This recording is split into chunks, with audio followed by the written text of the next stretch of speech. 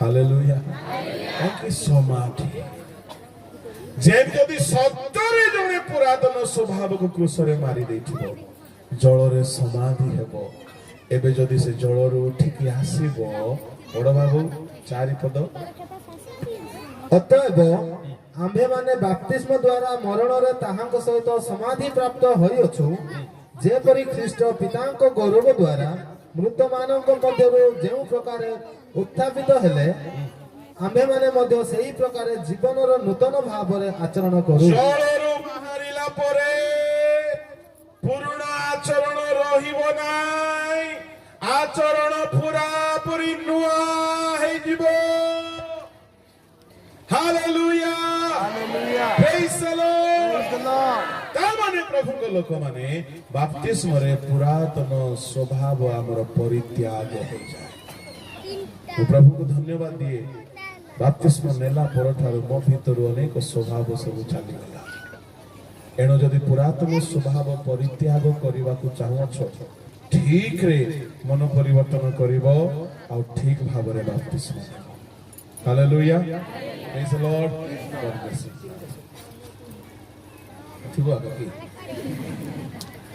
बोलो यीशु मसीह की जय बप्तिस्म शिक्षा ठीक रे दिया जिवा दरकार थरे कोन हैला सुनंतु गोटे मंडली रे बप्तिस्म शिक्षा दउछंती डिकन बाबू ए डिकन बाबू को मध्य जणा नै बप्तिस्म शिक्षा कोन देबे आम आख पाख अंचलर कथा एले केते मां माने डुबन नेबा पय आसी डिकन आबा तांको बप्तिस्म शिक्षा देबे बोले कोन मन परिवर्तन कथा सिना शिखेवा दरकार डिकन आबा पचारिले 10 आज्ञा जानी चुकी से मां कहला हूं आज्ञा जानी छु हां जानी छु कह परिचय आज्ञा जितुलिमा आज्ञा राजीव डांगल आज्ञा केसीडी गल आज्ञा तुरुक आज्ञा मिसाल आज्ञा पाल आज्ञा पाटमाची आज्ञा एमती बोले कि सब 10टा आज्ञा ना से कहि दे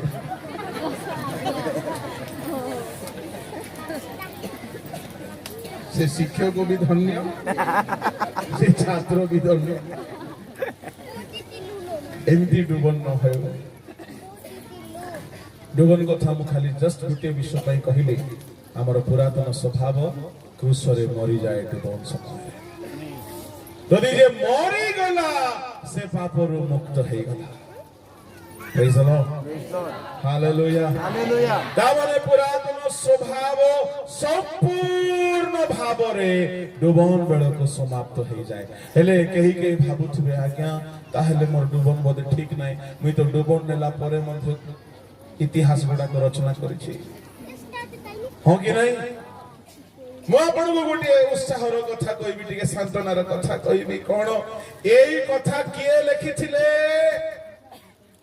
रोमियो 6 अध्याय के लिखिछंती पाउल पाउल डुबन विषय लिखुछंती जे मरण रे बाप्तिजित हुए से पापरु मुक्त हुए सुनंतु जो माने भाबुछंती मो बाप्तिस्म नेला परे मध्य मो भितरे पाप गुडा को हेई जाउची मु आपन को पई गुटे सांत्वनार कथा कहबी कोन जेउ पाउल आज्ञा यह लिखिथिले से पाउल आज्ञा डुबन नेला परे मध्य पाप करे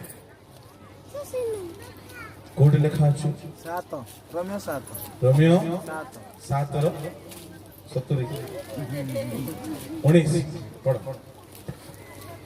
कारण जे उत्तम कर्म करबा को मो इच्छा करे ताहा करे नाही किंतु जे मंद कर्म करबा को मो इच्छा करे नाही ताहा करे पाउल मंद कर्म करि पकाउथिले का हातरे डुबन नै थिले हनुमान ग्रेट बाइबल को ठीक रे विश्वास करि नेले ठीक रे डुबन नेले हेले मध्य मंद इच्छा उपस्थित हला पाउल कहिले डुबन बेलकु पुरातन स्वभाव मरिबा दरकार किंतु पाउलकर मर नथिला पाउल निराश हेले नाही पाउल ताको मारिबा पई चेष्टा कले कोरिन्थियो मंडली बेलकु पाउल कहिले मु ताहाको मारी की रखुची 9 अध्याय रो शेष पढ़ प्रथम कोरिन्थी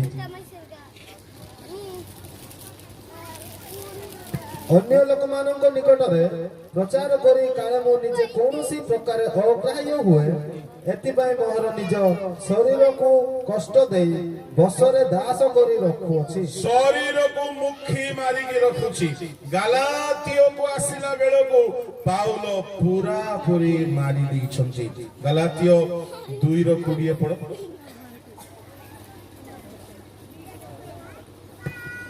ମୁଁ ଖ୍ରୀଷ୍ଟଙ୍କ ସହିତ କ୍ରୁଶରେ ହତ ହୋଇଅଛି।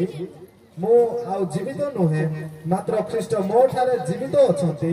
ପୁଣି ମୁଁ ଶରୀରରେ ଥାଇ ବର୍ତ୍ତମାନ ଯେଉଁ ଜୀବନ ଯାପନ କରୁଅଛି ତାହା ବିଶ୍ୱାସରେ ଅର୍ଥାତ୍ ଈଶ୍ୱରଙ୍କ ଯେଉଁ ପୁତ୍ର ମତେ ପ୍ରେମ କରି ମୋ ନିମନ୍ତେ ଆପଣାକୁ ଉତ୍ସର୍ଗ କଲେ ତାହାଙ୍କଠାରେ ବିଶ୍ୱାସ କରି ଯାପନ କରୁଅଛି। ଗାଲାତିୟ 2:20, ଗାଲାତିୟ 6:14, ଗାଲାତିୟ 5:24 ଏହି ପଦ ମାନଙ୍କରେ ପାଉଲ କହିଲେ ମୁଁ ହତ ହୋଇଛି, ମୁଁ ହତ ହୋଇଛି, ମୁଁ ହତ ହୋଇଛି। ତାମାନେ ପାଉଲ ପାପ ପ୍ରତି ମୃତ ହେଇଗଲେ। ପ୍ରଭୁଙ୍କ ଲୋକମାନେ ଯେ ଯାଏ ଆପଣଙ୍କର ପାପମୟ ସ୍ୱଭାବକୁ କ୍ରୁଶରେ ମାରିବେ ନାହିଁ ପୁରାତନ ସ୍ୱଭାବ ପରିତ୍ୟାଗ ହେଇନାହିଁ। ପୁରାତନ ସ୍ୱଭାବ ପରିତ୍ୟାଗ କରିବା ଶିଖନ୍ତୁ। 1995ରୁ ଆଜି ଯାଏ ମୁଁ ପ୍ରତିଦିନ ପ୍ରାତଃ କାଳରେ ଏହା ପ୍ରାର୍ଥନା କରି ଆସୁଛି, ପ୍ରଭୁ ମୋ ଭିତରେ ଥିବା ପୁରାତନ ସ୍ୱଭାବ କ୍ରୁଶରେ ମରିଯାଉ। Praise the Lord. Hallelujah. ଆଉ ମୁଁ ଅନୁଭବ କରି ଆସୁଛି ଅନେକ ସ୍ୱଭାବ ମରିଯାଇଛି। Hallelujah. Hallelujah. Hallelujah. Hallelujah. ପ୍ରଭୁଙ୍କ ଲୋକମାନେ ଯଦି ଆପଣ ମାନେ ମାରି ପାରିଲେ ନାହିଁ ସିଏ ଆପଣଙ୍କୁ ମାରିଦେବ। ଏଣୁ ପୁରାତନ ସ୍ୱଭାବ ମାରିବା ପାଇଁ ଯଦି ଆପଣ ଚାହୁଁଛନ୍ତି, ପୁରାତନ ସ୍ୱଭାବ ଦୂର ହେବା ପାଇଁ ଯଦି ଆପଣ ଆଶା ରଖୁଛନ୍ତି, କ୍ରୁଶରେ ପୁରାତନ ସ୍ୱଭାବକୁ ହତ କରନ୍ତୁ। ଆଉ ଏହା ବାପ୍ତିସ୍ମରେ ହୁଏ। ଯୋଉମାନଙ୍କର ବାପ୍ତିସ୍ମରେ ହେଇନାହିଁ ଆପଣ ନିରାଶ ହୁଅନ୍ତୁ ନାହିଁ। ଆପଣ ବାପ୍ତିସ୍ମ ନେଲା ପରେ ପ୍ରତିଦିନ କ୍ରୁଶରେ ନିଜକୁ ସମର୍ପଣ କରନ୍ତୁ।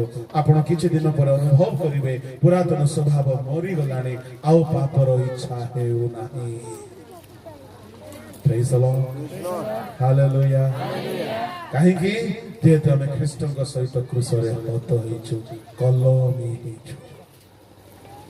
ଜଣେ ବାପ୍ତିସ୍ମରେ ତାଙ୍କ ସହିତ ସଂଯୁକ୍ତ ହୁଏ, କଲମୀ ହୁଏ। ତୃତୀୟ କଥା,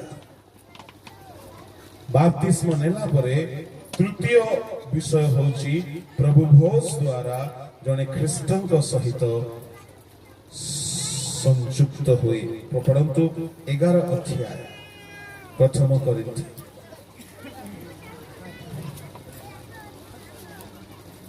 ତାହାର 26-27।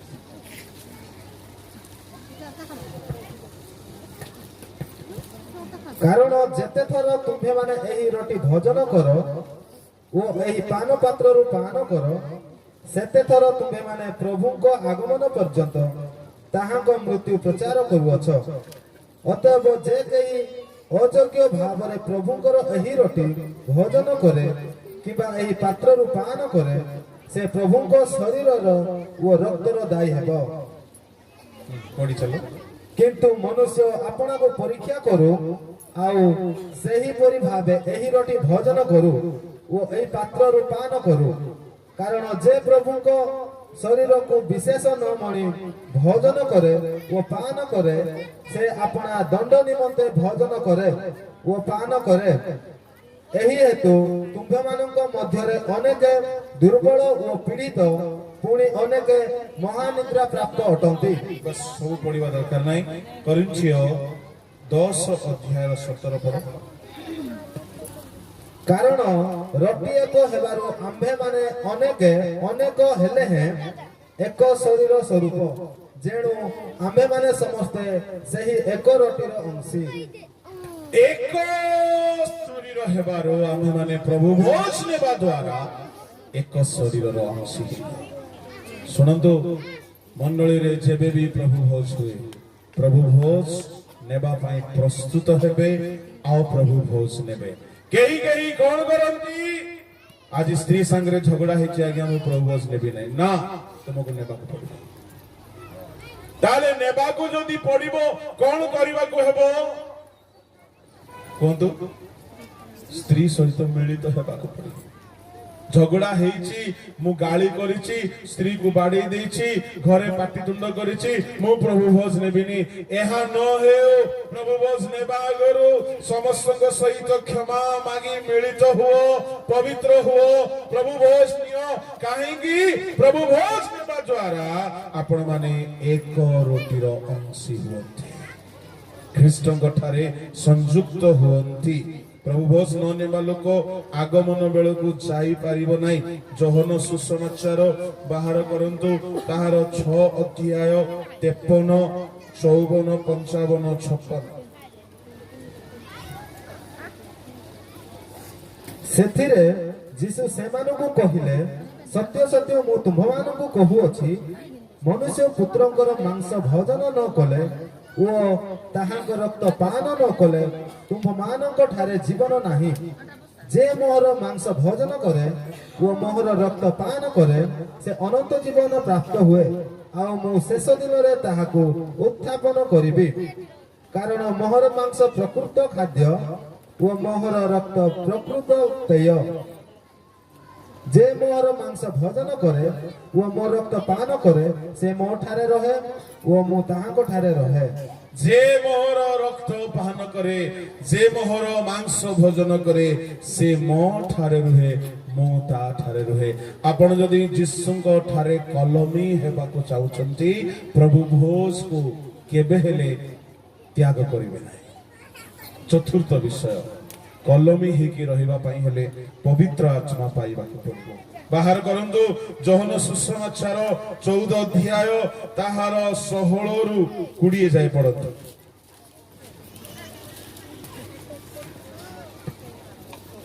ଆଉ ମୁଁ ପିତାଙ୍କୁ ଅନୁରୋଧ କରିବି, ପୁଣି ତୁମମାନଙ୍କ ସାଙ୍ଗରେ ଚିରକାଳ ରହିବା ନିମନ୍ତେ ସେ ତୁମମାନଙ୍କୁ ଆଉ ଜଣେ ସାହାଯ୍ୟକାରୀଙ୍କୁ ଅର୍ଥାତ୍ ସେଇ ସତ୍ୟମୟ ଆତ୍ମାଙ୍କୁ ଦେବେ।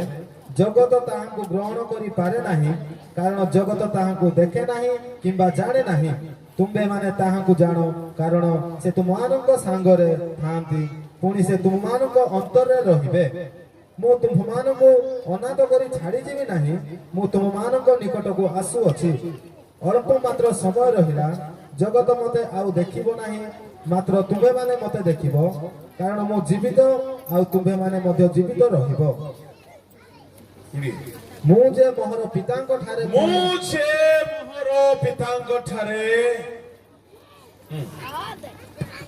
ପୁଣି ତୁମ୍ଭେମାନେ ଯେ ମୋ ଠାରେ ଓ ମୁଁ ତୁମମାନଙ୍କ ଠାରେ ଅଛି, ଏହା ସେଇଦିନ ତୁମ୍ଭେମାନେ ଜାଣିବ। ସମସ୍ତେ ମୋ ଆଡକୁ ଧ୍ୟାନ ଦିଅନ୍ତୁ। ଯାହାକୁ ଅଳସ ଲାଗୁଛି କୁହନ୍ତୁ ହାଲେଲୁୟା। ଲାଗୁଛି? बोलो यीशु मसीह की। निदो लागिबा कुहतु हालेलुया। निदो लागिबा लोक कुहतु हालेलुया। भोक लागिबा लोक कुहतु हालेलुया।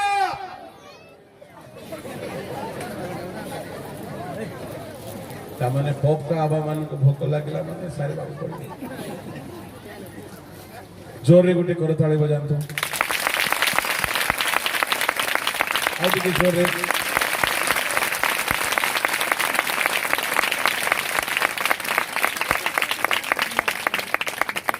ସେଦିନ ତୁମେ ଜାଣିବ। ଶୁଣନ୍ତୁ ବହୁତ ଧ୍ୟାନରେ ପଚାରିବି ଗୋଟେ ପ୍ରଶ୍ନ।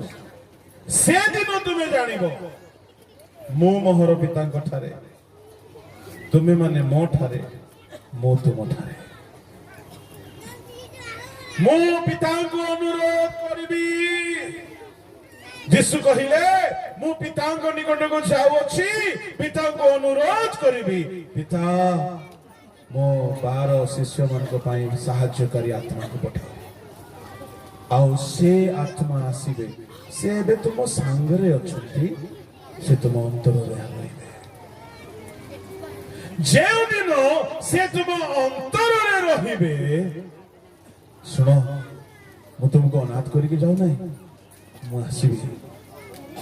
ଯେଉଁଦିନ ସେ ତୁମ ଅନ୍ତରରେ ରହିବେ ସେଦିନ ତୁମେ ଜାଣିବ। କୋଉ ଦିନ? ସେଦିନ ମାନେ କୋଉ ଦିନ? ପବିତ୍ର ଆତ୍ମା ଯେ ଅନ୍ତର ଆସିବ। କିଏ? ପବିତ୍ର ଆତ୍ମା। ଯେଉଁଦିନ ପବିତ୍ର ଆତ୍ମା ଆସିବେ ସେଦିନ ତୁମେ ଜାଣିବ ମୁଁ ମୋର ପିତାଙ୍କ ଠାରେ ଆଉ ତୁମ୍ଭେମାନେ ମୋ ଠାରେ ମୁଁ ତୁମ ଠାରେ। ମୋର ପ୍ରଶ୍ନ ହେଲା କିଏ କୋଉଠି? Praise the Lord. Hallelujah. ସେଦିନ ଯେଉଁଦିନ ସତ୍ୟମୟ ଆତ୍ମା ଆସିବେ ତୁମେ ଆତ୍ମା ପାଇବ ସେଦିନ ଧ୍ୟାନରେ ଶୁଣ ମୁଁ ପିତାଙ୍କ ଠାରେ। ଯୀଶୁ କୋଉଠି କୋଉଠି? ମୁଁ ମୋର ପିତାଙ୍କ ଠାରେ ତୁମେ ମାନେ ମୋ ଠାରେ। ଶିଷ୍ୟମାନେ କୋଉଠି? ଯୀଶୁଙ୍କ ଠାରେ ମୁଁ ତୁମ ଠାରେ। ଏବେ ମତେ କୁହ କିଏ କୋଉଠି? ସମସ୍ତେ ଗୋଟେ ଜାଗାରେ। ସବୁ ଗୋଟେ ଜାଗାରେ। Praise the Lord. ହାଲେଲୁୟା। ହଁ ତୁମ ଠାରୁ କିଛି ଆଶା କରୁଛି। ସମସ୍ତେ ଗୋଟେ ଜାଗାରେ ସମସ୍ତେ। ସମସ୍ତେ ଈଶ୍ୱରଙ୍କ ସହିତ ଏକ ହେବା। ହାଲେଲୁୟା। ହାଲେଲୁୟା। ତାର ମାନେ ପ୍ରଭୁ ଆମ ଠାରେ ଆମେ ପ୍ରଭୁ ଠାରେ ଏକ ହେବାର ଦିନ ହେବ ସେଦିନ ଯୋଉ ଦିନ ଆପଣ ମାନେ ପବିତ୍ର ଆତ୍ମା ପାଇବେ। ଶୁଣନ୍ତୁ ଦୁଇ ଚାରିଟା ପରଭାଷା କହିଦେଲେ ପବିତ୍ର ଆତ୍ମା ପାଇଗଲ ବୋଲି ସନ୍ତୁଷ୍ଟ ହୁଅନ୍ତୁ ନାହିଁ। ପ୍ରଭୁଙ୍କ ଠାରେ ରହିବାର ଅନୁଭୂତି ଆସିବାର ଅଛି। ଆଜିକାଲି ପରଭାଷା ନାଁରେ ଦୁନିଆ ନାଟ ଚାଲୁଛି। ଗୋଟେ ବାଇବଲ କଲେଜକୁ ଭେଣ୍ଡିଆ ମାନେ ଯାଇଥିଲେ ଆମର ଓଡ଼ିଶାର ଭେଣ୍ଡିଆ ମାନେ। ହେଲେ ସେ ବାଇବଲ କଲେଜରେ ଆଜ୍ଞା କମ୍ପଲସରି ପରଭାଷା ନ କହିଲେ ଭୋଡି ଦେବେ। ଏ ପିଲାମାନେ ଚତୁର ପିଲାମାନେ କଥାରେ କହନ୍ତି କଣ କଟକୀକରଣ ପୁରୀ ବ୍ରାହ୍ମଣ ଖୋର୍ଦ୍ଧା ପଠାଣ ଓଡ଼ିଶାର ପାଣ ଏ ଚାରି ଜାତିଙ୍କୁ ଜାଣ। ହେଲେ ଏ ପ୍ରାଣ ମାନଙ୍କୁ ଜାଣ। Praise the Lord. ହେଲେ ଏ ପିଲାମାନେ ବାଇବଲ କଲେଜକୁ ଗଲେ ଦେଖିଲେ ଯେ ଆମକୁ ତ ପରଭାଷା ନାହିଁ। ହେଲେ ପରଭାଷାରେ ର ବ ବେଶୀ ଶବ୍ଦ ଥାଏ। ଏ ମାନେ ଦେଖିଲେ ଆରେ ଆମେ ମଧ୍ୟ ନ କହିଲେ ଆମକୁ ଘୋଡ଼ି ଦେବେ। ଘୋଡ଼ି ଦେଲେ ଧନ୍ଦା ହେଇଯିବ। ଏମାନେ ଯେମିତି ତାଙ୍କ ଲିଡର ଆସିବ ଏମାନେ ରାବା ରାବା ରାବା ରାବା ରାବା ଦୋଷ ରାବା ଦୋଷ ରାବା ଦୋଷ ବୀରି ଦୋଷ ରାବା ଦୋଷ ବୀରି ವಡ ಸಂತರ ಸಂತರ ಸಂತರ ಸಂತರ ವಡ ವಡ ವಡ ವಡ ವಡ ବିରି ವಡ ବିରି ವಡ ବିରି ವಡ। ହେଲେ ଏମିତି କହିଲେ ଆଜ୍ଞା ସେ କେରଳୀ ଲୋକ ଆଜ୍ଞା ସେ କିସ ବୁଝୁ ସେ ସରଦା ଏମାନେ ପାଇଛନ୍ତି ପ୍ରଭୁ। ଶୁଣନ୍ତୁ ଏ ରାବା ଦୋଷ ବାଲା ଚଳିବ ନାହିଁ ବୁଡ଼ିଯିବ ତାୱାରେ ଏଇଟା ଚଳିବ ନାହିଁ। ଆପଣ ମାନେ ପ୍ରକୃତରେ ପରଭାଷା ପାଆନ୍ତୁ। Praise the Lord. Hallelujah. ଗୋଟେ ଛୋଟ ସାକ୍ଷ୍ୟ କହିବି। ମୁଁ ଲୁଥରାନ ପରିବାରରେ ଜନ୍ମ କିନ୍ତୁ ଗୋଟେ ପେଣ୍ଟିକୋଷ୍ଟାଲ ଫେଲୋସିପରେ ମୁଁ ପରିତ୍ରାଣ ପାଇଲି ଆଉ ଟୁବନ ନେଲି। ହେଲେ ଆମର ସହଭାଗିତାରେ କଣ ବୋଲି କହିଲେ ଡ୍ରମ୍ ଢମ୍ ଢମ୍ ଢମ୍ ଢମ୍ ମାରୁଥିଲେ ଏକା ଆତ୍ମା ଆସୁଥିବ। ଏ ଡ୍ରମ୍ ବନ୍ଦ ହେଲେ ଏ ଆତ୍ମା ସାକରି ଯିବ। ହେଲେ ଏମିତି ନା ଜାଗା ଥାଉଛି କେତେ ଜାଗାରେ ଗୀତ ଜୋର ଜୋରରେ ହେଲେ ଏକା ଆତ୍ମା ଉତରିବ। ଗୀତ ବନ୍ଦ ହେଲେ ଆତ୍ମା ମଧ୍ୟ ବନ୍ଦ ହେବ। ହେଲେ ମୁଁ ଏମିତି ଜାଗା ପାଇଥିଲି। ହେଲେ କଣ ହେଲା ଆମର ଚନ୍ଦ୍ରପୁର ବ୍ଲକ ଭିତରେ ମାଝିଗୁଡା ୱାପୁଚି ବୋଲି ଗୋଟେ ଗାଁ ଅଛି ଜାଣିଛୁ। ହେଲେ ସେ ଗାଁରେ ମୋର କାକା ରହୁଥିଲେ ବିଆଇ ମିଶନାରୀ। ହେଲେ ମୁଁ ପରିବର୍ତ୍ତନ ହେଇଗଲି ତ ନୂଆ ନୂଆରେ ଟିକେ ଦେଖେଇ ହେବ ବୁଝିଥିବ ନା ନାଇଁ ଆଜ୍ଞା। ଟିକେ ଯିବି ମୋର କାକାକୁ ଟିକେ ଦେଖେଇବି ମୁଁ ପରିବର୍ତ୍ତନ ହେଇଗଲି ମୁଁ ଆତ୍ମା ପାଇଛି ବୋଲି ଦେଖେଇବି ତ ବୋଲିକି ହନୁମନ୍ତ ଗୁଣପୁର ବସ୍ ଧରିଲି ହନୁମନ୍ତପୁରରେ ଓହ୍ଲେଇଲି। ହେଲେ ସେଠି ଦେଖିଲି ଯେ ଚାଲିବାକୁ ପଡିବ ମାଟି ରାସ୍ତା। ପଚାରିଲି ଜଣେ ଆଦିବାସୀ ଭାଇକୁ କେତେ ବାଟ ପାକ ଆକା ବୋଇଲା। ହେଲେ ହଉ ପାକ ଆକା ବୋଲି ଚାଲିବା ବୋଲିକି ମୁଁ ଚାଲୁଛି। ସରୁ ନାହିଁ ଆଜ୍ଞା ବାଟ କି ଜଙ୍ଗଲ 1996 ର କଥା। ଫାଇନାଲି ପହଞ୍ଚି ଗଲି ସେ ଗାଁରେ। କାକା ନଥିଲେ ଖୁଡି ଥିଲେ ରହିଲି। କାକା ଆସିଲେ ଫିଲ୍ଡରୁ ଆଉ ନେଇକି ଗଲେ ମତେ ୱାପୁଚି ମାଝିଗୁଡା ପାଖରେ। ସେଠି 3 ଜଣ ତାଙ୍କେ ବସିକି ଖରା ବେଳେ ଖାଇଲା ପରେ ଟିକେ ପ୍ରାର୍ଥନା କରେ। ହେଲେ ମୁଁ ଭାବୁଛି ଏମାନଙ୍କୁ କି ଜଣା ପବିତ୍ର ଆତ୍ମା, ମୁଇଁ ପେଣ୍ଟିକଷ୍ଟାଲ, ମୁଇଁ ସିନା ବେଶୀ ଜାଣିଛି ବୋଲୁଛି। ଏମିତି ହୁଏ ନୂଆ ନୂଆରେ 9ଟା, ପୁରୁଣା ପଡିଲେ 6ଟା। ସେମାନେ ଗୀତ ଗାଇଲା ବେଳକୁ ତ ମୋର ପୁରା ଆତ୍ମା ଚାଲିଲା, ହେଲେ ମୋର ନିଆଁ ହୁ ହେଇ ଜଳିଲା, ଠପ୍ ହେଇକି ବନ୍ଦ ହେଲା। ସେମାନଙ୍କର ଷ୍ଟାର୍ଟ ବି ହେଇନାହିଁ। ମୁଁ ଭାବୁଛି ଏମାନଙ୍କୁ କିଛି ଜଣା ନାହିଁ, ଏମାନେ ଦେଖିବେ ମୁଁ ପୁରା ଆତ୍ମାରେ କେମିତି ଜଳୁଛି, ଏମାନେ ଆଜି ଜାଣିବେ ବୋଲି ମୁଁ ଟିକେ ଦେଖେଇ ହଉଛି, ସତରେ ଦେଖେଇ ହଉଛି। 5-10 ମିନିଟରେ ଆଜ୍ଞା ବନ୍ଦ ହେଇଗଲା ମୋର। ତାପରେ ଧୀରେ ସେମାନେ ପରିପକ୍ୱ ଲୋକ ପ୍ରାର୍ଥନା ଆରମ୍ଭ କଲେ। ମୁଁ ମଜା ଦେଖୁଛି ଧୀରେ। ପେଣ୍ଟିକଷ୍ଟାଲ ଲୋକର ଗୋଟେ ସ୍ପେଶାଲ ଟ୍ୟାଲେଣ୍ଟ କଣ ବୋଲେ ଏମିତି ଟିକେ ଦେଖିବେ, ଟ୍ୟାଲେଣ୍ଟ ଗୋଟେ ଅଛି ନା ନାଇଁ ଆଜ୍ଞା? ଏଇଟା ଗୋଟେ ବରଦାନ ଥାଉଛି ତାଙ୍କ, ମତେ ବି ଅଛି ସେଇଟା। ଏଇଟା ପାପ ନାହିଁ, ଏଇଟା ଥିବ। ହେଲେ ମୁଁ ଧୀରେ ଅନଉଛି, ଏମିତି ଡେରେଇକି ଅନଉଛି। ହେଲେ ଏତିକି ବେଳକୁ ଏମାନଙ୍କ ଭିତରୁ ଜଣେ ଧୀରେ ଧୀରେ ପରଭାଷା ଷ୍ଟାର୍ଟ କଲେ। ମୁଁ କହିଲି ଏଇଟା କେମିତି ପରଭାଷା? ଧୀରେ ଧୀରେ ଧୀରେ ଧୀରେ ଧୀରେ ଧୀରେ କଥାବାର୍ତ୍ତା ହେଲା ପରେ ତାପରେ ଆଉ ଜଣେ ମଦୁଆ ଲୋକ ଏମିତି ଝୁମିଲା ପରି ଝୁମୁଛି, ଆଉ ଜଣେ ପରଭାଷାରେ ଗୀତ ଷ୍ଟାର୍ଟ କଲା। ଧୀରେ ଧୀରେ ପବିତ୍ର ଆତ୍ମା ସେମାନଙ୍କୁ ଅଧିକାର କଲେ। ପୁରା ମଦ ପିଇକି ମାତି ଗଲା ଲୋକ ପରି ସେ 3 ଜଣ ଗୋଡୁଛନ୍ତି, ଘାଣ୍ଟି ହଉଛନ୍ତି। ମୁଁ ସତ କହିବି, ଦେଖି ଦେଖି ହସିଲି, କି ଶୋଉଛନ୍ତି ଏମାନେ, ଏମିତି ଗୋଟେ ଆତ୍ମା କି ବୋଲି ମନେ ମନେ ପରିହାସ କଲା ବେଳକୁ ଜଣେ ଗଡି ଗଡି ନିଶାରେ ଅଛି ତ, ପୁରା ନିଶାରେ ଆସିଲା, ଆଉ ମୋର ପିଠିରେ ଏମିତି ମାରିଲା, ଆଉ କହିଲା କାହିଁକି ପରିହାସ କରୁଛ? ମୁଁ ଚମକି ଗଲି, ଆରେ ବାପରେ ଜାଣିଦେଲା।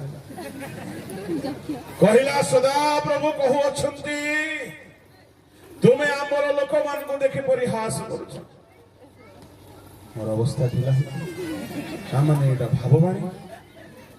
ତାପରେ କହିଲା ଲେଖ। ଧରିଗଲି ମୁଁ, କାଗଜ କଲମ କାଢି। କଣ କଣ କହିଲେ କହିବି ନାହିଁ, ସେଟା ବ୍ୟକ୍ତିଗତ ବିଷୟ। ମୋ ଜୀବନ ପାଇଁ ଯାହା ଯାହା ମୋର ଥିଲା ସେଦିନ ସେଠି ପ୍ରକାଶ ହେଲା। ତାପରେ କହିଲେ ଯାହା ପ୍ରଶ୍ନ ପଚାରୁଛ ପଚାର, ସଦାପ୍ରଭୁ ଏଠାରେ ଅଛନ୍ତି। ମୁଁ 3ଟା ପ୍ରଶ୍ନ ପଚାରିଲି, କାହିଁକି ମୁଁ ଅବିଶ୍ୱାସ କରୁଥିଲି। 3ଟା ପ୍ରଶ୍ନ ପଚାରିଲି, ଯାହା ମୋ ଜୀବନରେ ଘଟିଥିଲା ତାହା ସେ ଉତ୍ତର ଦେଲେ। ସେଦିନ କାନ୍ଦିବାକୁ ଲାଗିଲି, ପ୍ରଭୁ ଏଇଟା ହିଁ ଅରିଜିନାଲଟା। ଏ ଡ୍ରମ୍ ସାଙ୍ଗରେ ଚାଲବାଟା ଡ୍ରମ୍ ସାଙ୍ଗରେ ବନ୍ଦ ହେଇଯାଏ, ଏ ଅରିଜିନାଲଟା ମତେ ଦରକାର। ହାଲେଲୁୟା, ପ୍ରେଜ୍ ଦ ଲର୍ଡ। ଏଣୁକରି ବହୁତ ପ୍ରାର୍ଥନା କଲି, ତାଙ୍କ ସାଙ୍ଗରେ ବସିଲେ ମଧ୍ୟ କିଛି ହେଉନାହିଁ। କାହିଁକି ଆଜ୍ଞା? ପାପ ଥିଲେ ଆସିବ ନାହିଁ, ପବିତ୍ର ଆତ୍ମା କେବେ ମିଳିବ ନାହିଁ। 8-10 ଦିନ ପରେ ଗୋଟେ 12 ଘଣ୍ଟାର ଉପବାସ ହେଲା। 3 ଜଣ ମାତ୍ର ଥିଲୁ, 3 ଜଣ ମାତ୍ର ଥିଲୁ। ହଠାତ୍ ପବିତ୍ର ଆତ୍ମା ମୋ ଉପରେ ଅଧିଷ୍ଠାନ କଲେ। 12 ଘଣ୍ଟା କାଳ ମୁଁ ଆଣ୍ଠୁରେ ଥିଲି। ଆଉ ସେ ଦିନ ଠାରୁ ଏତେ ପରିମାଣରେ ପ୍ରଭୁ କଥା କହିବାକୁ ଲାଗିଲେ। ବସିଲେ, ଉଠିଲେ, ଚାଲିଲେ, ଶୋଇଲେ ପ୍ରଭୁଙ୍କ ସ୍ୱର ମୁଁ ଶୁଣିବାକୁ ଲାଗିଲି। ଆଉ ସେଦିନ ଠାରୁ ମୋର ପରିବର୍ତ୍ତନ ଆରମ୍ଭ ହେଲା। ଆଉ ସେଦିନ ଠାରୁ ମୁଁ ଜାଣିଲି ଯେ ପ୍ରଭୁ ମୋ ଭିତରେ, ମୁଁ ପ୍ରଭୁଙ୍କ ଠାରେ, ଆଉ ପ୍ରଭୁଙ୍କ ଠାରେ ମୁଁ ସଂଯୁକ୍ତ। ବୋଲୋ ୟେଶୁ ମसीह की ହାଲେଲୁୟା। ଆପଣମାନେ ଗସି ସଭା କରୁଛନ୍ତି, ଉଦ୍ଦୀପନା ସଭା କରୁଛନ୍ତି, ମୁଁ ଈଶ୍ୱରଙ୍କ ଦାସ ହିସାବରେ କହିବି, ଗୋଟେ ଉପବାସ ସଭା ରଖନ୍ତୁ। ସକାଳ 9ରୁ ରାତି 9 ଯାଏ ଭୋକରେ ରୁହନ୍ତୁ, ଆଣ୍ଠୁ ଭାଙ୍ଗନ୍ତୁ, ପାପ ସ୍ୱୀକାର କରନ୍ତୁ, ପବିତ୍ର ଆତ୍ମା ପାଆନ୍ତୁ। କାହିଁକି? ଆତ୍ମାରେ ଜନ୍ମ ନ ହେଲେ ଈଶ୍ୱରଙ୍କ ରାଜ୍ୟ ଯାଇପାରିବ। ଏହା ନିହାତି ଦରକାର।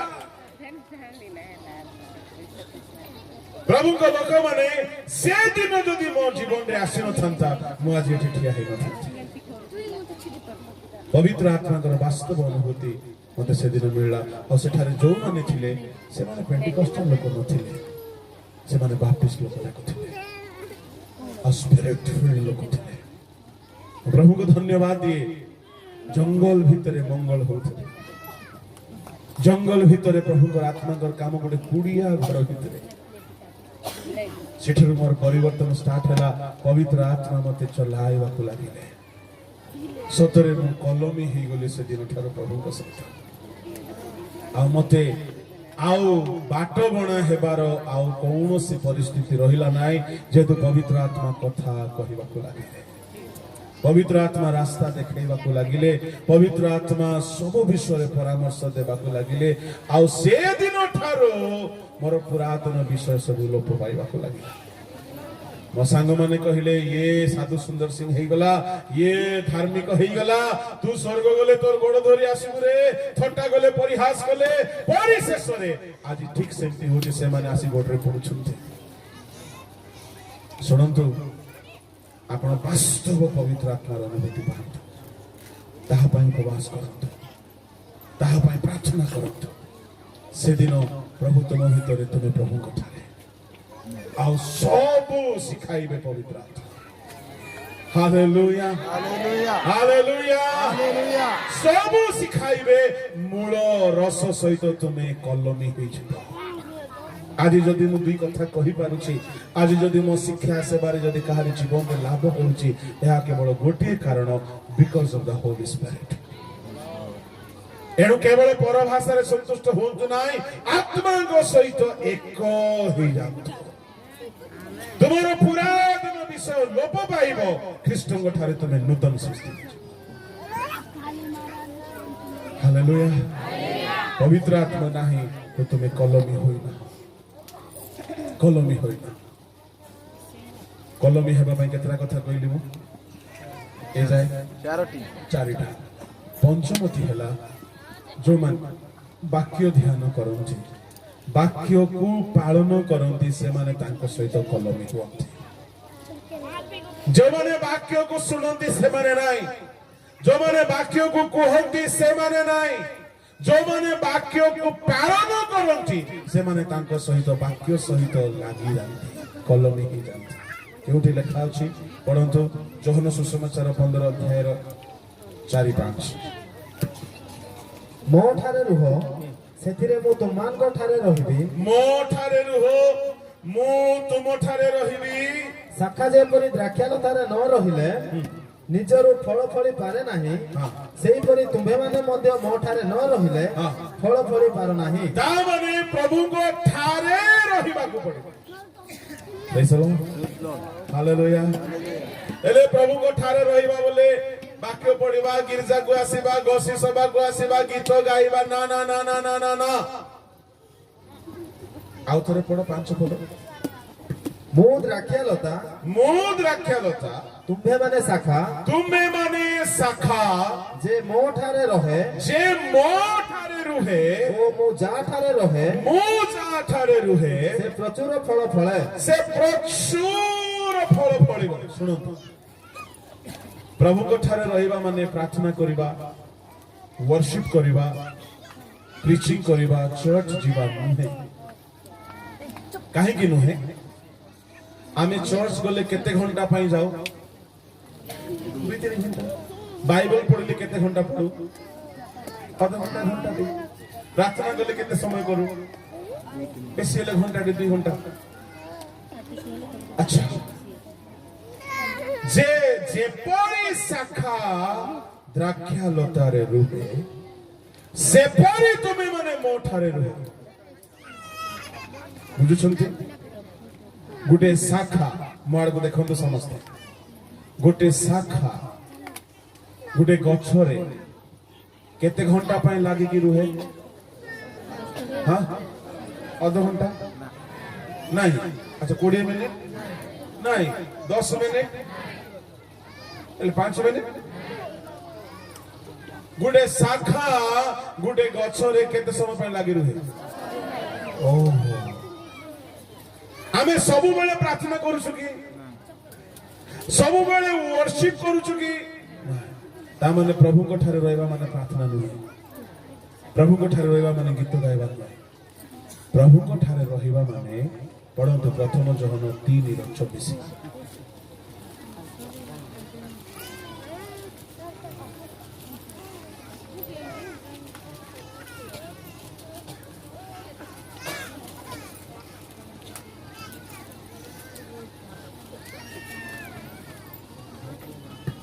जे ताहांको आज्ञा पालन करे जे ताहांको आज्ञा पालन करे से ताहांको ठारे रहे से ताहांको ठारे रुहे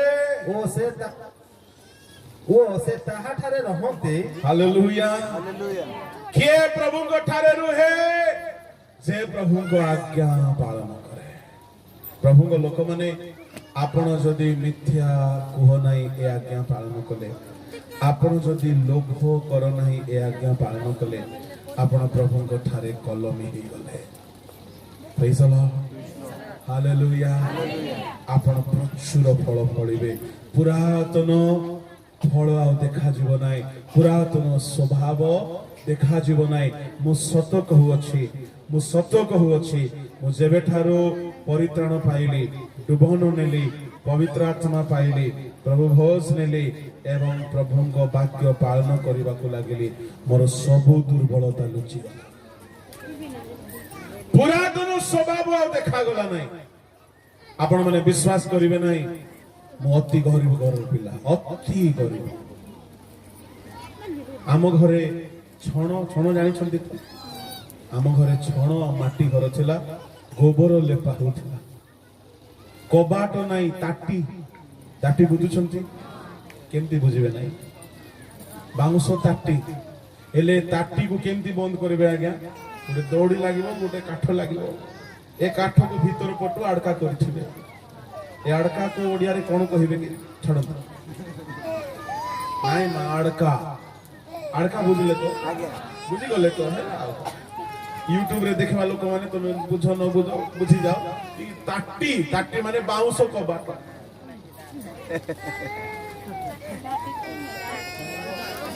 हालेलुया हालेलुया एते एक्सप्लेन दरकार नै एले राती बेले बेले बेले जदी खाइनु घरे तरकारी अछि मिस्टर कुकुर ये ताटी भितरे लुचि करे पसिबो सब चाटी के पड़े घरे फ्रीज नाही आज्ञा जहा भी थिबो डेक्ची फेक्ची रे थिबो भड़ भाड़ा हैला बेले को सोरी जाई थिबो उठला बेले को किछि न थिबो एटा थिला हमर अवस्था काठ चुली प्रतिदिन सकाळे कहबो नै मो मां को प्रतिदिन सकाळे मां बण को जानती काठ आनी बापा जालेनी भाई बापा कुली काम करवा को जानती आमे सब स्कूल को जाओ वर्षा दिन स्कूल छुट्टी करके रुआ काम को मु जाए 5 टंका 6 टंका दिन को कुली मिलिबो टिके सुविधा है जिवो प्रेज द लॉर्ड आ खरा आसीबा वर्षा आसीबा अगर घर छपर हुए बापा कहले चल बाबू बापा मु घर छात छपर करू की कष्ट काम सेटा बहुत कष्ट घरे सोइबा पई किछि नाही तो मु देखिली जने बढ़ई को बनौची सी खट बनौची भलो ध्यान रे देखिली आ गोटे भारसी किनली मुई बढ़ई काम करी गोटे खट बनैली से खट एबे नै अछि प्रेज द लॉर्ड खरा छुट्टी रे कोन करबी घरे रहिले हेबो नै आंबो दिन जाक बण जाक बोली कि टूरी आंबो जेते आंबो मेला सब बही के आनी कि मांस रे कुटी कि आम सोडा ताहले वर्ष जाक तरकार नथिले मदे आचार संगे जिंदाबाद प्रेज द लॉर्ड हालेलुया हालेलुया परिशेष रे को दिन आंब सरी गले तापरे कोन करबी स्कूल तो स्टार्ट हेनी साइकिल दुकान रे जाय कि पंचर बनेवा काम स्टार्ट एमिति गुटी असहाय अभागा जीवन थिला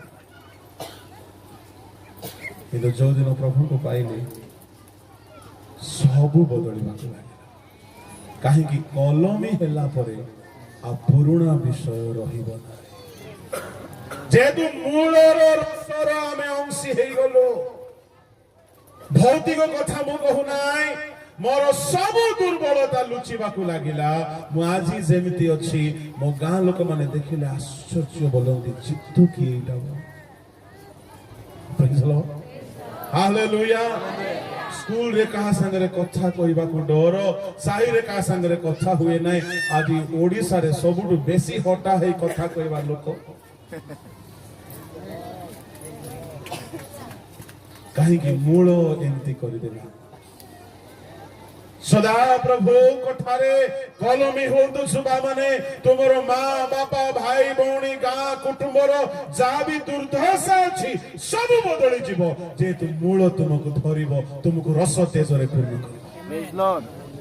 खाली तुम्हें आत्मिक हेब ताहा नुह तुम्हें भौतिक भाव में मध्य बदली जीव जेहेतु तुम्हें फल करने लगे जेहेतु प्रभु तुमको धरिबे प्रभु तांकर सब प्रकार रस सप्लाई करेंगे मु परिवर्तन हैला परे 10th पास हैला परे मते बहुत इच्छा हैला कॉलेज पढ़िबा पई मु बहुत पढ़िबा पिला थिली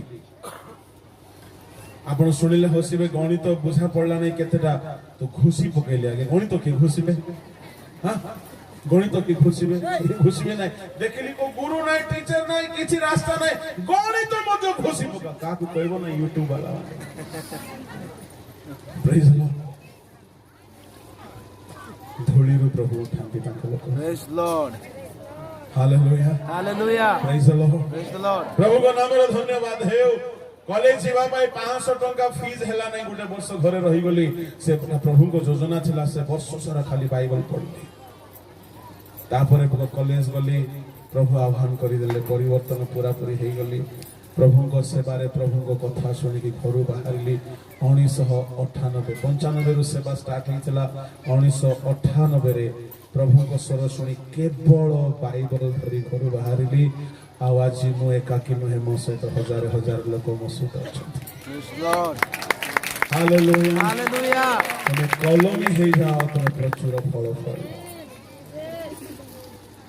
प्रभु को नाम धन्यवाद हेउ आत्मिक परिवर्तन आसीबो आसीबो सेवारे परिवर्तन आसीबो स्वास्थ्य रे परिवर्तन आसीबो तुमर पार्थिव विषय मध्य बदली जेहेतु मूल सहित आमे रसर अंशी होछु षष्ठ विषय कलमी हेबा पई हेले चलो तो रोमियो पुस्तक को जिबा बहुत समय हे नाही बहुत समय बाकी अछि हम हाथ रे मात्र 2 घंटा हेलानी बेसी हे नाही रोमियो 11 अध्याय बाहर करंतु आज जेते खाइबा कथा खाई दियंतु वाक्य काहे कि केतेक भद्र चोर माने खाइला पर पळेबे से माने कहिबे एणु रोमी 11 अध्याय पढंतु मु आपनको षष्ठ नंबर कलमी हेबा कथा कहूची 11 अध्याय 17 18 19 20 किंतु जदि केतेक शाखा उच्छिन्न ହେଲା ओ तुमे वन्य जित वृक्षर शाखा हेले हैं सेही सब मध्यरे कलम करागल पुणी सेमानंक सहित जित वृक्ष मूलर रसर अंशी हेल तेबे सेही डाल गुड़िक विरुद्ध रे गर्व करो नाही किंतु जदि गर्व कर तेबे जे मूल को धरी नाह मात्र मूल तुमको धरी अछि या जानि थाओ तेबे तुमे कहिबो मु जेपरि कलम होई पारे एथि निमंते डाल गुड़िक उच्छिन्न होई अछि भल कथा सेमानंगर अविश्वास हेतु सेमाने उच्छिन्न हेले आ विश्वास हेतु तुमे स्थान प्राप्त होई अछि केमिति स्थान पाइलो विश्वास praise the Lord Praise Lord. ता माने कलमी हेबा निमंते षष्ठ उपाय होची strong faith in the Lord प्रभु को ठारे दृढ़ विश्वास रखो ये विश्वास तुमको प्रभु को ठारे कलमी करियो को बुझाइबा पई मते बहुत समय दरकार प्रभु को लोक माने जणे भेंडिया टोका महावीर गोलियाद को बध कला केउ बळ रे बध कला विश्वास अपनर परि योद्धा अछंती अभिषेक नो हसाएल एपरी महावीर माने अछंती इलियाब साउल गोलियाद को देखले थोड़ी सुनते भेंडिया टोका स्कॉलर माने कहंती 17 वर्ष रु 19 वर्ष बयस भितरे दाऊदर बयस थिला दाऊद तार भाईना मान को पाई टिके जलखा पत्र नै कि जाईची सेतिके बेले को हठात सुनिला गुडे रणनाद सुनिला वीर हुंकार सुनिला रे रे रे दुष्ट इस्राएलिया माने ठीक एमिति कहलो अच्छा की रे बापा इटा हम इस्राएलिया को तुच्छ करूची और सुनिना रे रे रे मूर्ख इस्राएलिया माने जदि तुम मन को ମୋ ସହିତ ମଲ୍ଲ ଯୁଦ୍ଧ କରିବାକୁ ବାହାରି ଆସ। এইটা শুଣିକି ମୋ ଭାଇନା ଯାଇନାହିଁ କି? ତାର ଭାଇନା କଣ ବୋଲି କହିଲେ, ତାର ଭାଇନା ସମସ୍ତେ ଗଲେ ସେ ଯିବ, ଏକଲା ଯିବ ନାହିଁ। କୋଏର ଟିମ୍ ଥିଲେ ମାଇକ୍ ଧରବ ତାର ଭାଇନା, ଏକଲା ଗା ବୋଲେ ଗାଇବ ନାହିଁ। ତାର ଭାଇନା ସେମିତି। ସାଉଲ ରାଜା, ଇଏ ରାଜା କଣ ବୋଲେ ତୁମେ ଯୁଦ୍ଧ କର, ମୁଁ ପରେ ଅଛି। ଇଏ ଯିବ ନାହିଁ, ଇଏ ଏମିତି ଡାଇରେକ୍ଟର ସିଏ। ଏମାନେ ସମସ୍ତେ ଡରନା ଲୋକ ଯାକ, ଡରୁଆ ଲୋକ ଯାକ। କାହିଁକି ଏମାନଙ୍କ ଲାଇଫରେ କାହିଁକି ସାହସ ନାହିଁ?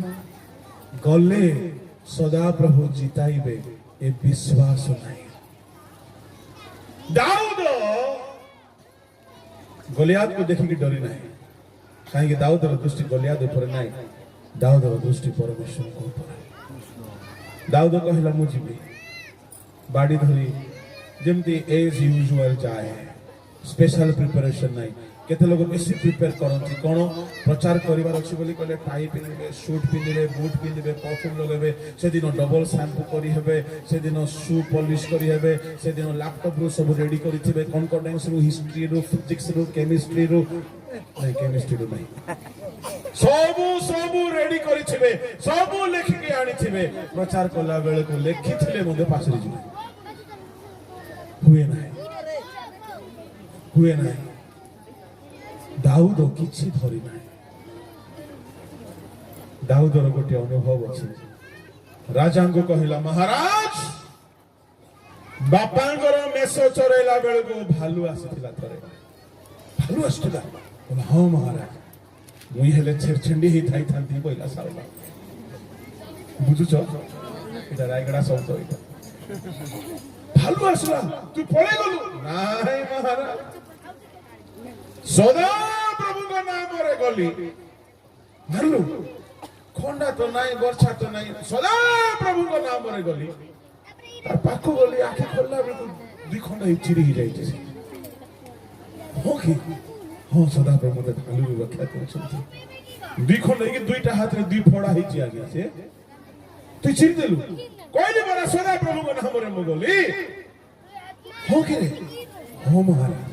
ଆଉ ଗୋଟେ କଥା କହିବି ଆଜ୍ଞା, ଶୁଣ। କହ ତ। ଆଜ୍ଞା ଗୋଟେ ଦିନ ସିଂହ ଆସିଲା। ଏମିତି କରି ଆସିଲାରୁ ଆଜ୍ଞା ଭାଲୁକୁ ମାରିଛି ପ୍ରଭୁ, ଆଜି ସିଂହକୁ ମଧ୍ୟ ମାରିବାର ଅଛି।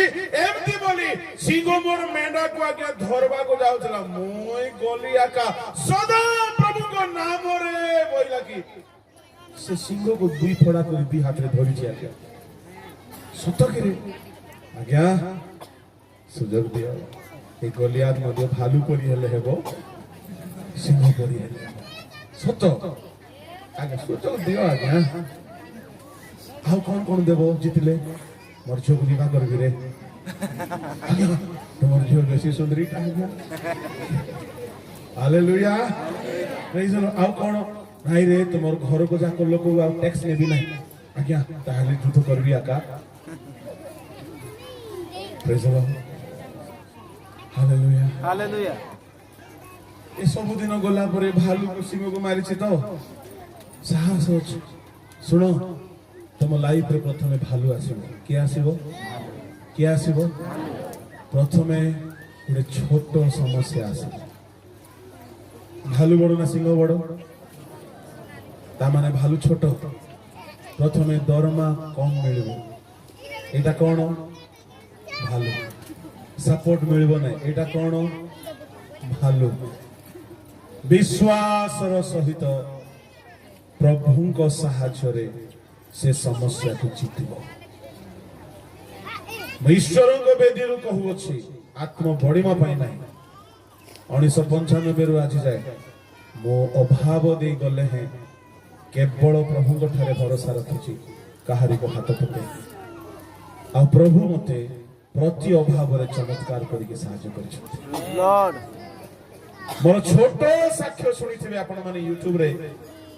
ଟୁଥପେଷ୍ଟରୁ ଆରମ୍ଭ ହେଇଛି। ଟୁଥପେଷ୍ଟ ମୋ ପାଖରେ ନଥିଲା, କାହାକୁ ମାଗି ନାହିଁ, ପ୍ରଭୁଙ୍କୁ ମାଗିଲି। ପ୍ରଭୁ ଦେଲେ, ମତେ ସାହସ ବଢିଗଲା। ପ୍ରଭୁ ଯଦି ପେଷ୍ଟ ଦେଲେ ମାନେ ସାବୁନ ବି ଦେବେ। Hallelujah Hallelujah. ପ୍ରେଜ୍ ଦ ଲର୍ଡ। Praise the Lord.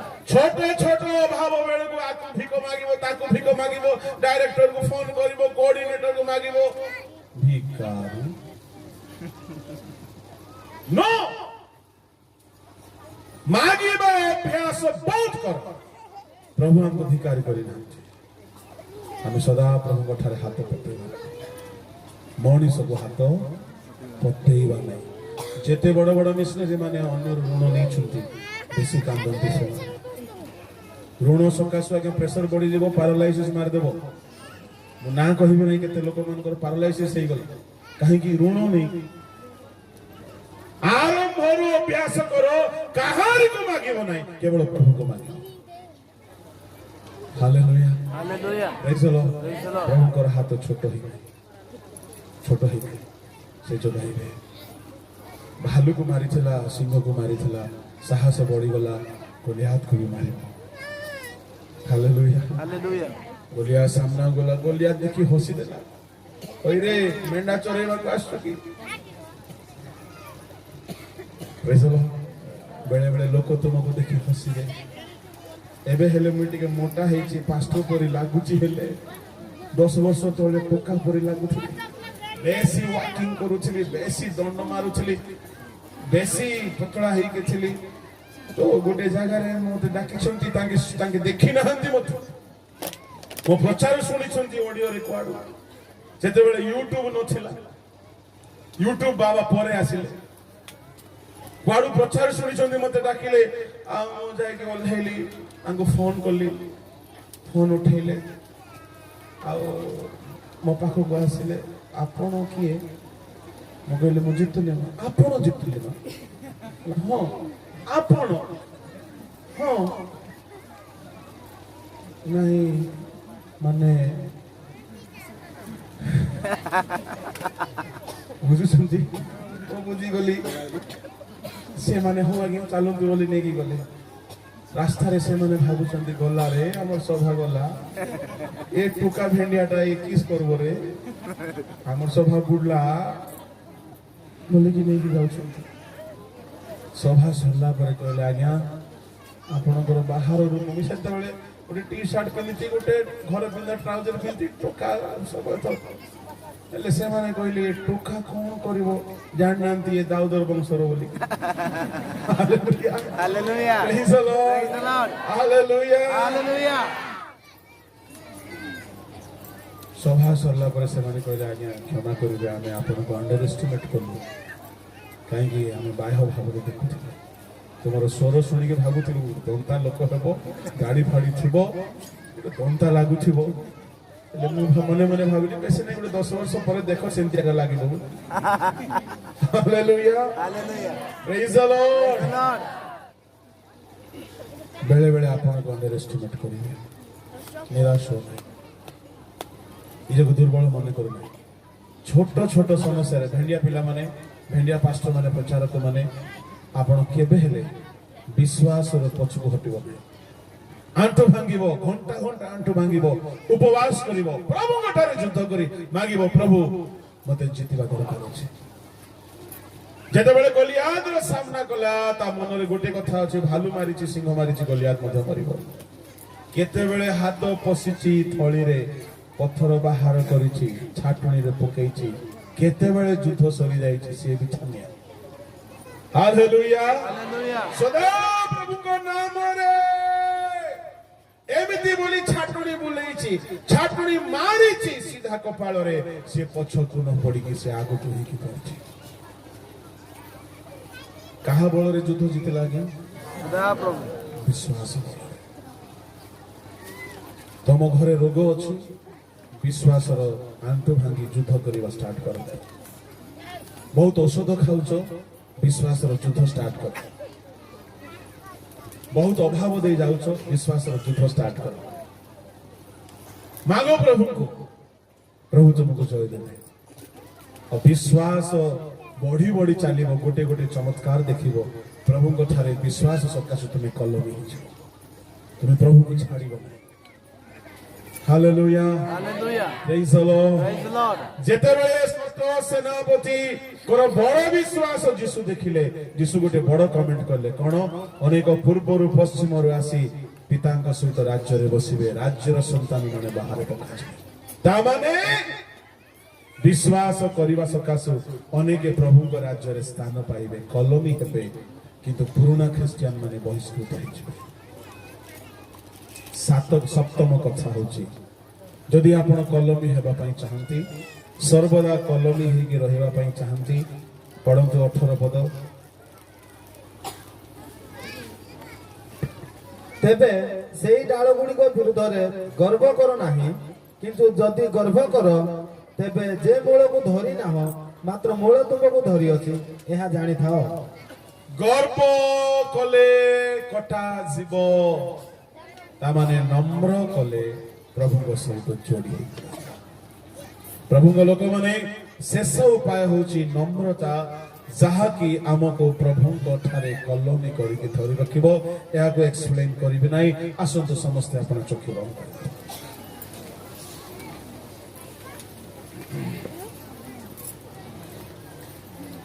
ଯଦି କେହି ଆଜିର ବାକ୍ୟ ଶୁଣି ନିଜ ଜୀବନରେ କିଛି ଦୋଷ ଦୁର୍ବଳତା ଦେଖୁଛନ୍ତି ଆପଣ ଆଣ୍ଠି ଯାଆନ୍ତୁ ମୁଁ ଆପଣଙ୍କ ପାଇଁ ପ୍ରାର୍ଥନା କରିବି যদি কেহি কলমি ହେଇନାନ୍ତି କଲମୀ ହେବା ପାଇଁ ଚାହୁଁଛନ୍ତି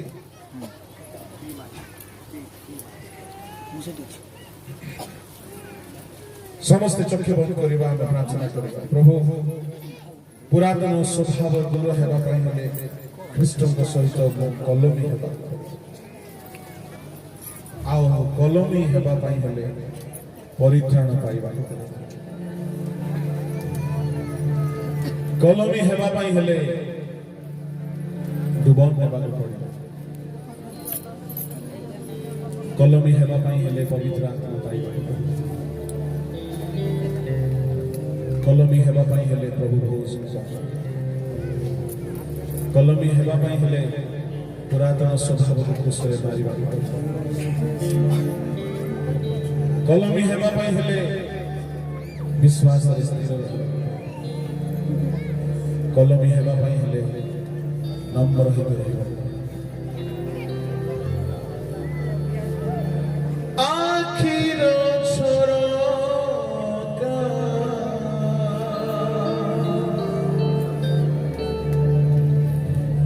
ଖୋଲି ଦିଅ ମୋର ଦେଖିବି ରୂପ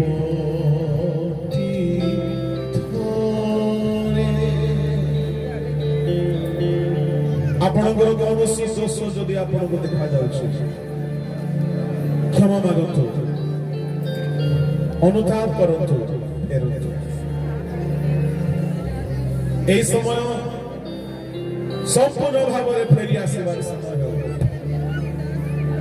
মনোর মন্দির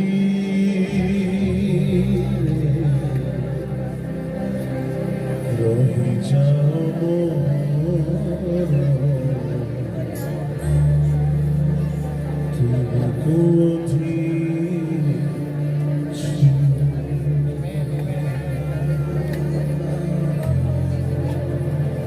আখির ঝরকা খোলি দিও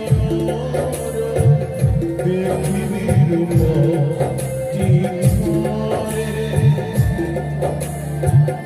আখির ঝরকা খোলি দিও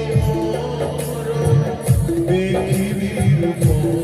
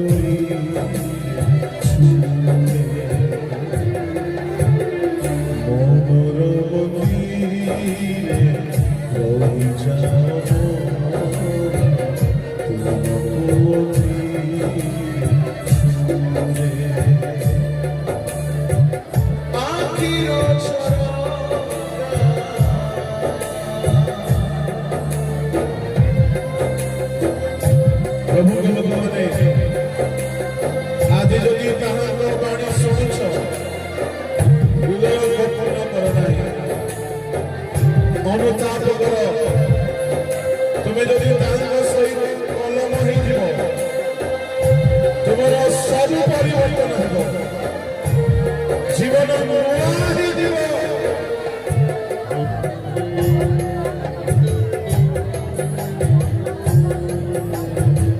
যদি কৌশি ভাষা অনুষ্ঠিত ছাড় জনতা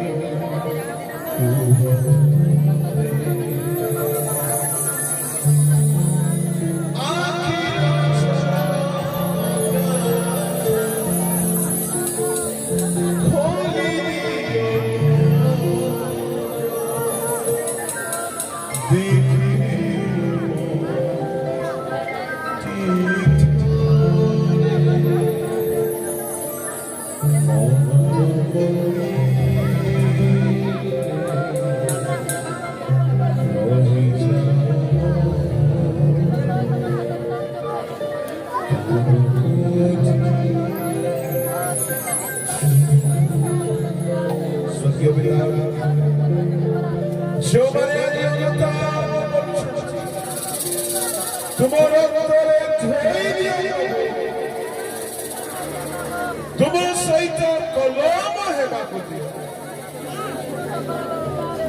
जेपरि प्रचुर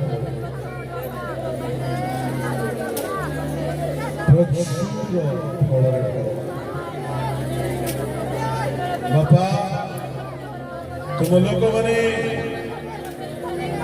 तुम ठारे कलम हेबा द्वारा पुरातन स्वभाव पुरातन दुर्बलता पुरातन पाप दूर हेब पुरातन श्राप दूर हेब पुरातन अभाव दूर हेब सब ख्रीष्ट ठारे नुआ